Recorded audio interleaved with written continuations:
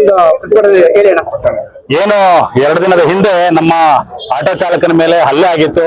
ಆ ಪ್ರಕರಣಕ್ಕೆ ಸಂಬಂಧಪಟ್ಟಿರುವ ಹಾಗೆ FIR ಮಾಡಿಸುವಂತ ಕೆಲಸನ ಮಾಡಿದೀವಿ. ಜೊತೆಗೆ ತುಂಬಾ ಜನಕ್ಕೆ ಗೊಂದಲ ಇದೆ, ಏನಪ್ಪ ಕ್ಷಮಾಪಣೆ ಕೇಳ್ಬಿಟ್ರು ಇದನ್ನೇನು ಇಲ್ಲಿಗೆ ಬಿಟ್ಬಿಡ್ತಾರ ಅಂತ ಹೇಳಿ. ಯಾವುದೇ ಕಾರಣಕ್ಕೂ ಕೇಸ್ನ ವಾಪಸ್ ತಗೊಳ್ಳೋಂತ ಪ್ರಮೇಯನೇ ಇಲ್ಲ. ಸಾರಿ ಕೇಳಿರುವಂತ ವಿಚಾರ ಇಷ್ಟೇನೆ. ಇದು ಕನ್ನಡಿಗರಿಗೆ ಮತ್ತೆ ಕರ್ನಾಟಕಕ್ಕೆ ಮಾಡಿರ್ತಕ್ಕಂಥ ಅವಮಾನ. ಸೊ ಹಾಗಾಗಿ ಕರ್ನಾಟಕದ ಜನತೆಗೆ ಆಕೆ ಸಾರಿ ಕೇಳಿರ್ತಕ್ಕಂಥದ್ದು. ಬಟ್ ಆದ್ರೆ FIR ಆಗಿರುವಂತದ್ದು ಅದು ಕಾನೂನಿನ ಕ್ರಮ ಏನ್ ನಡೀಬೇಕು ಅದು ನಡೆದೇ ನಡೆಯುತ್ತೆ.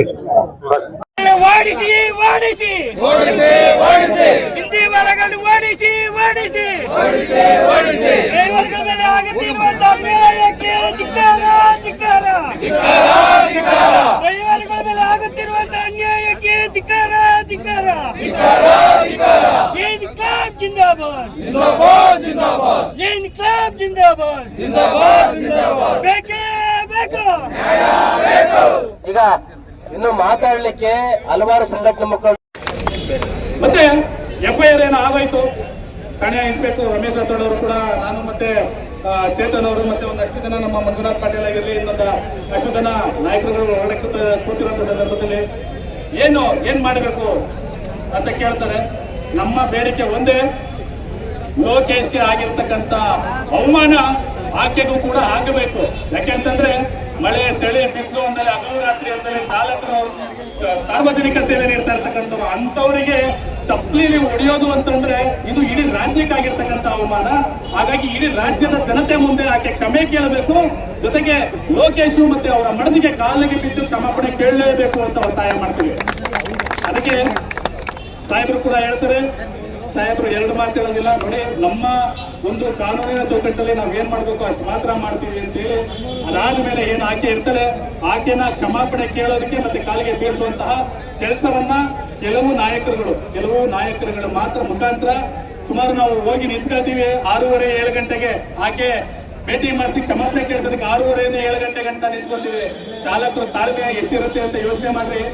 ಸರಿ ಸುಮಾರು 9:30-10 ಗಂಟೆ ಆದ್ರೂ ಆಚೆಗೆ ಬರೋದಕ್ಕೆ ಹೋಗೋದಿಲ್ಲ.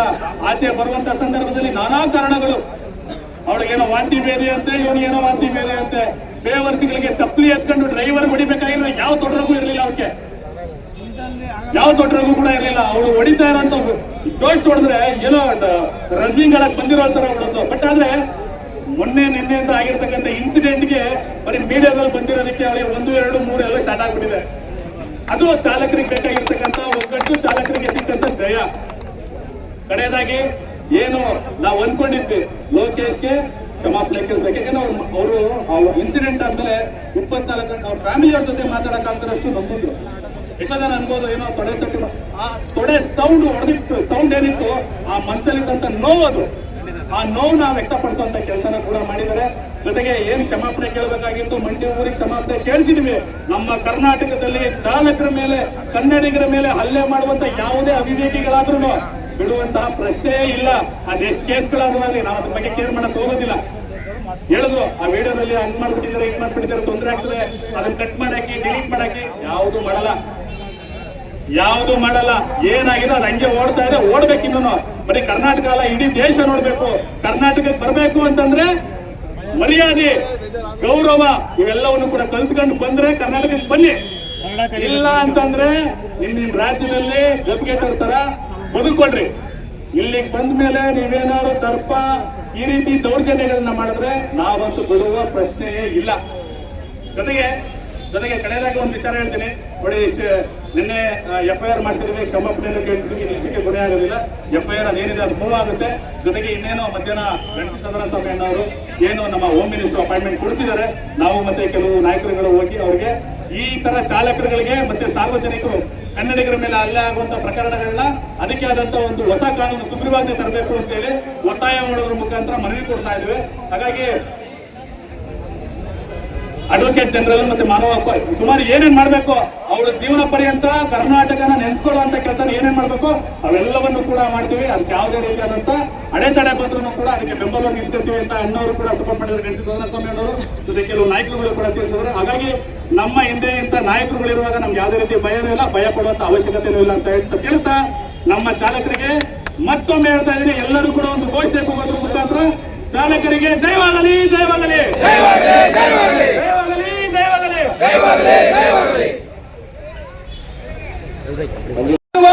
ಅನ್ಯ ರಾಜ್ಯಗಳ ಇವ್ರಿಗೆ ಹೇಳಿ ಧಿಕ್ಕಾರ.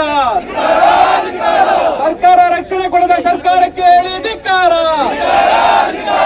ಏನೇ ಬರಲಿ, ಏನೇ ಬರಲಿ, ಆಟೋ ರಿಕ್ಷಾ ಚಾಲಕರಿಗೆ ಪೊಲೀಸರಿಂದ ರಕ್ಷಣೆ ಬೇಕೇ ಬೇಕು, ಬೇಕೇ ಬೇಕು. ಕಾನೂನಾತ್ಮಕವಾಗಿ ರಕ್ಷಣೆ ನೀಡಲೇಬೇಕು, ನೀಡಲೇಬೇಕು. ಆಟೋ ರಿಕ್ಷಾ ಚಾಲಕ ಸಂಘಟನೆಗಳಿಗೆ ಹೇಳಿ ಜಯವಾಗಲಿ. ಆಟೋ ರಿಕ್ಷಾ ಚಾಲಕರ ಮೇಲೆ ಹಲ್ಲೆ ಮಾಡುವ ಶಕ್ತಿಗಳಿಗೆ ಹೇಳಿ ಧಿಕ್ಕಾರ. ಆಟೋ ರಿಕ್ಷಾ ಚಾಲಕರ ಮೇಲೆ ಹಲ್ಲೆ ಮಾಡುವ ಚಾಲಕರಿಗೆ ಅನ್ಯ ಭಾಷಿಕರಿಗೆ ಹೇಳಿ ಧಿಕ್ಕಾರ. ಆಟೋ ಮತ್ತು ಟ್ಯಾಕ್ಸಿ ಚಾಲಕರ ಸಂಘಟನೆಗಳ ಐಕ್ಯ ಹೋರಾಟಕ್ಕೆ ಹೇಳಿ ಜಯವಾಗಲಿ. ಏನೇ ಬರಲಿ, ಏನೇ ಬರಲಿ.